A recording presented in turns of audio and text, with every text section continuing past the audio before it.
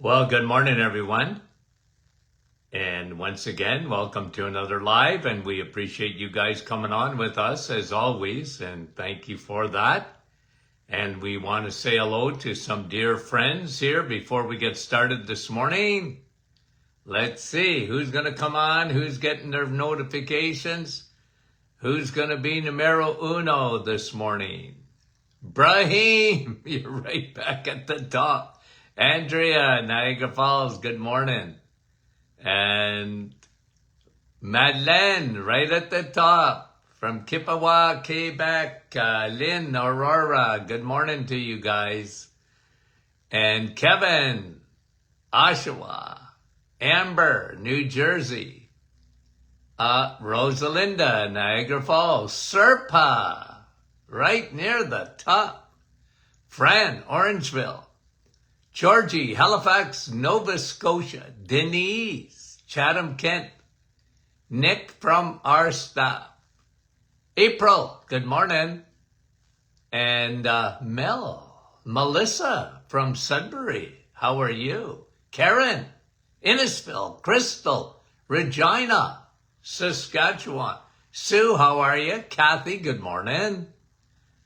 And Dave from Muskoka. Teresa, Calgary, Alberta. Nativity, the sun is out. Yeah, well, not here, Nativity, not today. Stacy, Linda, St. Jude, Quebec. Marl, how are you? Marl from Ottawa. Doug, nice to have you on this morning. Judy, Port Perry. Arlene, good morning. And Milika from Stouffville. Linda from New Brunswick. Diane, Thunder Bay, good morning. Maureen and Douglas, good morning. And Mary from Dave and Helga. Helga, 2 Helgas in a row, good morning. Couple more guys. Francis from Vaughan. Francis Marie. Leela. And Wanda from Virginia. Cindy, good morning. And Sandy in the clouds already. Bev from Saskatchewan. And Patricia, good morning, Patricia. Maureen from Penticton, BC. Darlene. South Carolina. Benoit, how are you?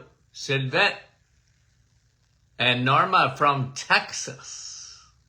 Yvonne, good morning, guys. Much appreciated. Carol from Wasaga Beach. Cletus, how are you? And Rosa, good morning. And Terry, how are you? And Judy, I know I missed a lot of you guys. I sure don't mean to. Suzanne and Carol, Mount Pearl, Newfoundland. Thanks for coming on, guys. We appreciate it. Okay? Now. Okay. Tomorrow we're going to talk about cancer and a new study that came out. Kind of interesting. I want to go over it with you, but let's do that one tomorrow. Quite a few studies here. A Western diet, yikes, that's us, guys. A typical Western diet, unfortunately, it's not eggs, meat, and cheese. It's processed foods, lots of sugar. A Western diet during pregnancy increases the likelihood of childhood liver damage. Interesting, eh? A Western diet during pregnancy increases the likelihood of childhood liver damage. You know what? It's always amazing to me. And I have trouble processing this to some extent. Because when I was in school in the 70s, the only liver damage you ever talked about was cirrhosis of the liver, okay? You studied cirrhosis, but you never even studied fatty liver, Okay? And today, not only are we talking fatty liver, we're talking about it in kids. Fatty liver. And now you can actually go back right in pregnancy. If mommy's not eating properly,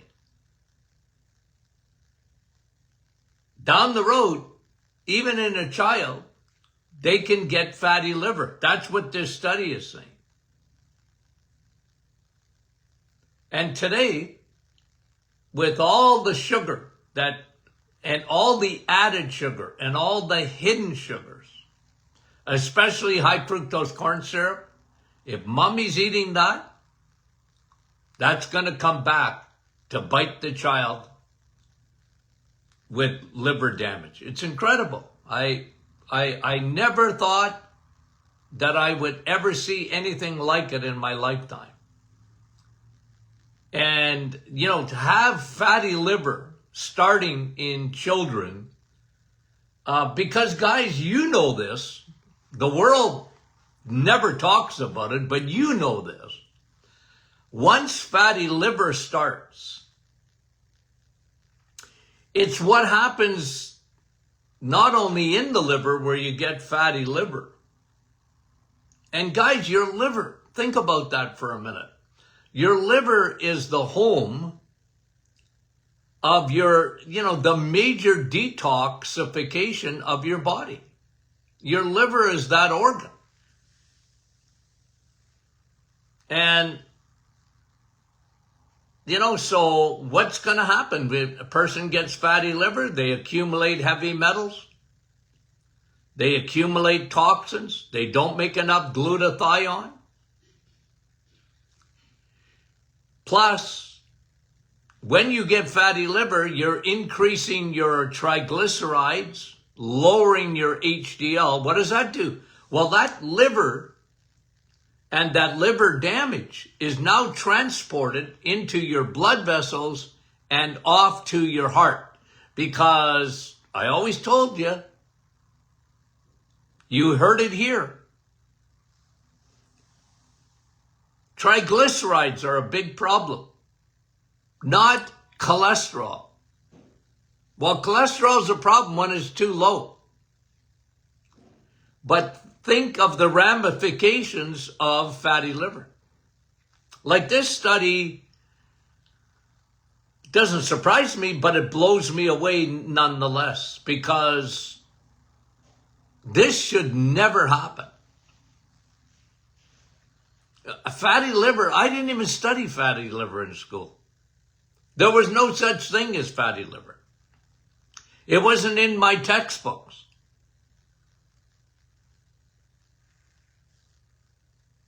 Cirrhosis of the liver was alcohol. Everybody knew that. But it's what's happening to our children today. It's bad news. It's incredible. And we got a long way to go to clean it up.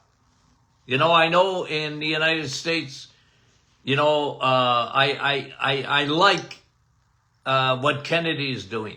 I really do. It's a start. I'm not, you know, I'm not a negative person, but I think I'm a realist. Like, to change the food industry, not going to be easy. Changing big pharma, not going to be easy. I'm telling you that. There's too much power and too much money involved. And so I'm not, you know, I'm a realist, you know, but any little change. And guys, this is why I do what I do. I want to educate my audience. Then they can make choices. They can make wise choices. They can make decisions. Okay? So, a Western diet during pregnancy increases the likelihood of childhood liver damage. Absolutely incredible. Okay. This is a new study out of the Cleveland Clinic, okay? It's not controversial to me, but I know this would be controversial, but I'm glad it's public and you can read about this study. The flu shot, okay, doesn't work. Headlines. As a matter of fact, here's what a new study out of the Cleveland Clinic. If you get the flu shot, you are 27% more likely to get the influenza. Now listen, guys, I've been around a long time. I had a radio show for a lot of years, and we used to talk about this all the time. And I would never, ever tell people not to get the flu shot. I wouldn't do that. I said, well, look, I'm just going to give you information, then you decide. And I was always very, very big on you taking care of your immune system. God gave you an immune system. Take care of it. Pump it up. And, you with vaccines or the flu shot or whatever, hey, you want to do that? That's up to you. I just want to give you information. But now the studies are showing it's actually worse. Now, again, I guarantee you, I guarantee you, this isn't going to be mainstream. I guarantee you they're going to hide this. I guarantee you that the powers to be are not going to, there's no way, in my opinion at least, that this becomes mainstream and people are going to question the flu shot. I always questioned it because of its success rate. They used to say this, well, if you get the flu shot,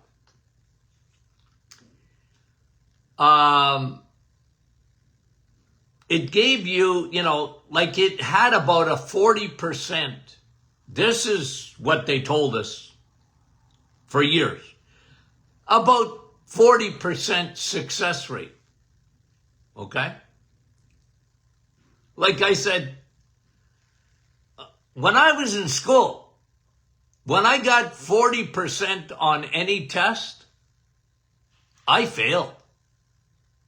I flunked.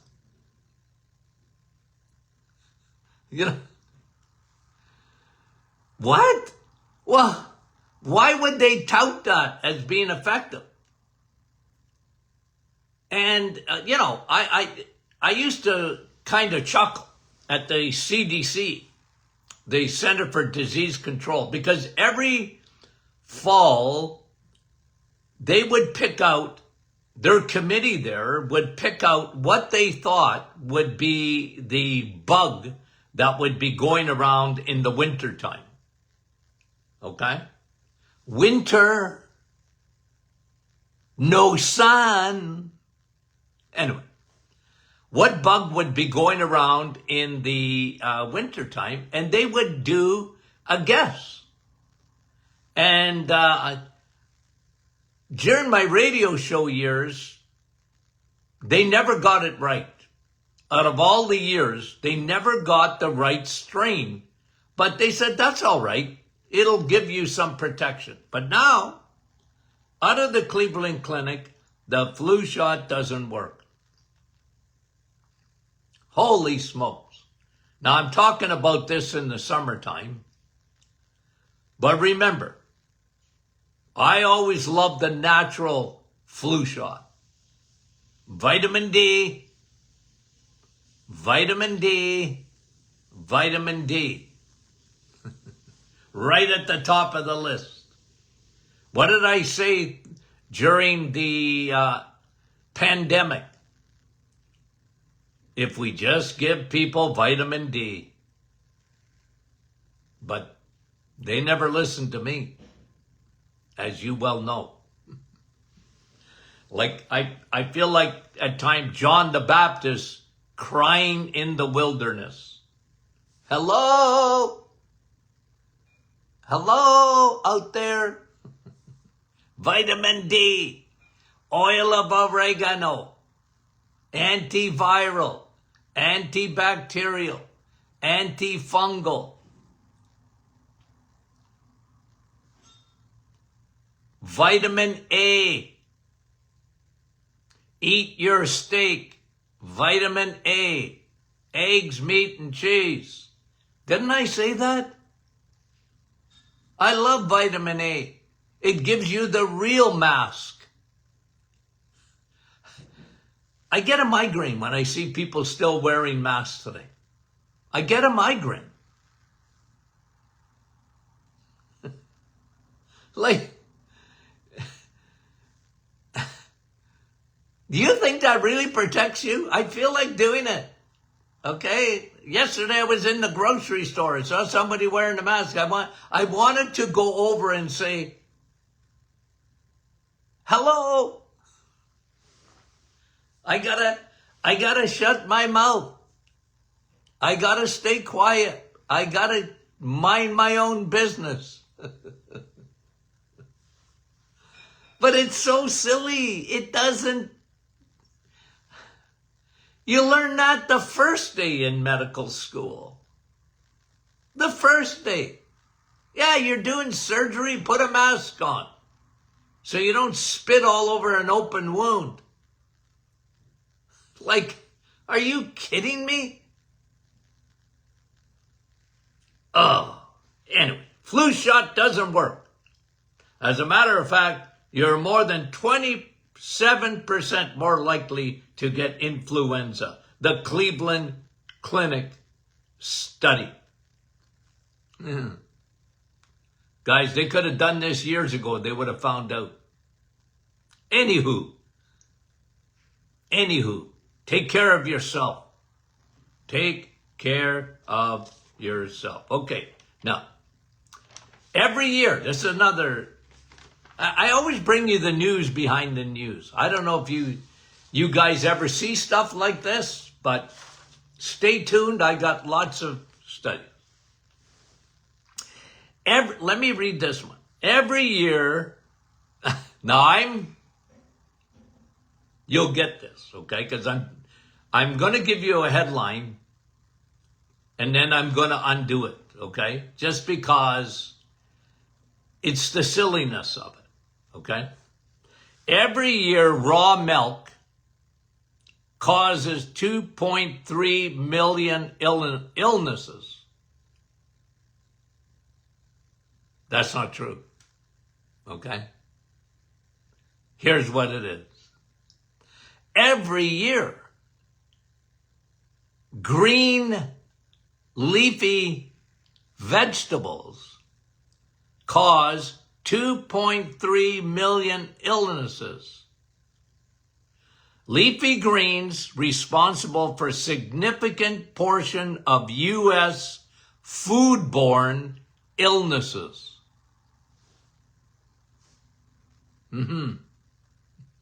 Not raw milk. What do I tell you about milk? If you got a cow in the backyard, you can drink milk. I'm not big on milk. I am. I'm big on mummy's milk. And I'm big on cow's milk if you have a cow in the backyard. Because otherwise it's denatured. The grocery store milk, don't bother. And you can't get raw milk. Well, if you can, you're a lucky person. Okay? And that's not coming to a theater near you, okay? Because good luck. Good luck, because they want to pasteurize everything. And I don't want to get into the nitty-gritty, although this study is showing, this is a study on foodborne illnesses. What's happening? Well, most of them come from green leafy vegetables. They eat coli's. and the salmonellas of the world. Okay, so be careful. That's all I'm saying. Did I tell you you couldn't have green, leafy vegetables? Your salad? You want to eat salad? Ladies, and your salad? Okay? I didn't say you couldn't have it. I'm just telling you that the vast majority of food-borne illnesses are coming from the worshipped vegetables. They're worshipped in today's world because of the religion of veganism and vegetarianism. It's a religion, guys, not based on science. Okay? What did somebody put the other day on the our private Facebook group? You know, they're asking Dr. Martin. I'd like to have Dr. Martin's opinion because somebody told them that if you're eating like EMC, they didn't say it exactly like that, but if you're eating, you know, like from only the animal kingdom, you're missing like amino acids and you got to supplement. I said just the opposite of that. Who told you that? Nutrition. You can't deny one thing about the animal kingdom. I know it's vilified, but for heaven's sakes, it's got all the amino acids. You don't have to supplement amino acids. But I'll tell you something. If you insist on eating salad mostly, you're going to be low in B12. I don't care who you are. You are low in B12. You're going to be low almost without exception in almost every amino acid, including the 5 C's that I talk about, the carnitine and the carnosine and, you know, other essential amino acids that your body needs. You want to eat that way? Well, okay. I used to, in the office, I had a lot of vegetarians. And the first thing I would do once listen, you waited to see me for several months and to get an appointment. And then when you came, I was brutally honest, okay? Still a nice guy, I think. But I was honest. They tell me about their eating habits. Well, they say, Dr. Martin, I can't eat anything that's got eyeballs. Okay. I don't eat anything in the animal kingdom. I said, okay. Number one, can I change your mind? So, some of them, I could. I said, can I give you a little nutrition 101? Can I? And I'm going to give it to you whether you want it or not. But then you make that decision. I really want to change your mind because you're making a big mistake. You're not meant to live on the plant kingdom. You might think you are because get on social media, listen to the gurus, listen to 99% of doctors or whatever that know nothing about nutrition, and they'll preach to you religion rather than the truth. Not true. And I'll give you a list of things, and as long as you insist, and if you want to be healthy, you need to do this, and that. You need to take these things the rest of your life. Because you're just not getting it. You're not getting it. It's not in the plant kingdom. You can't get heme iron. You can't get vitamin K2. Yeah, you can't get from food vitamin D. You're not going to get any cholesterol. And you might think that's good. That's not good at all. You're not going to get the best fat, which is saturated fat, satisfied fat. You're not going to get the fat-soluble vitamins that you need, including vitamin A. You're not. Don't fool yourself. And so, you got to undo a lot of stuff. And, like I said, you can bring a horse to water, but you can't necessarily make them drink. I used to try and get them to drink. And there were, I'm not going to say thousands of people over the years, maybe, that I changed their minds. I got them thinking the other way. And I said, you'll thank me later. You'll thank me later. Every year, I did this on purpose. Raw milk causes, because they won't even let you drink raw milk. In most places, it's against the law. You can't drink it.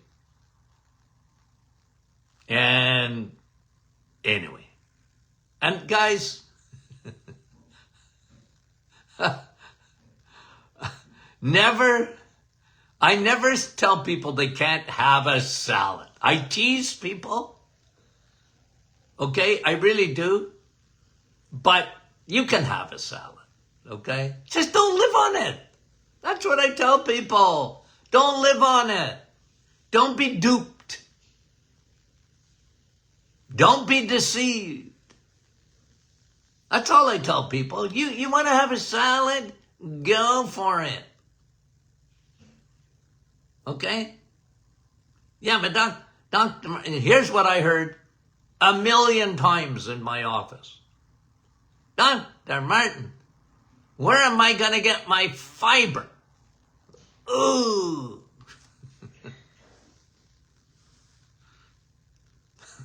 Fiber's so overrated. As a matter of fact, whenever I had a case of IBS, IBD, inflammatory bowel disease, diverticulosis, Crohn's, I'd get them off salad. No more salad, no more spinach till we fix you up. Why? It gets stuck. You want to have it in fiber, and it gets stuck in the gut. It irritates the gut. Boy, oh boy, I got to tell you, Dr. Kellogg's was a marketing genius. Man, he fooled the whole world. Fiber. That's why you got to have Special K. I used to say, don't be a special kook by eating Special K.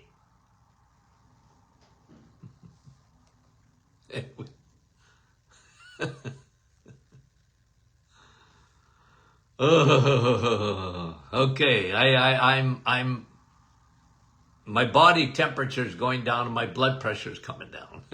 I just get crazy. Okay, we love you guys.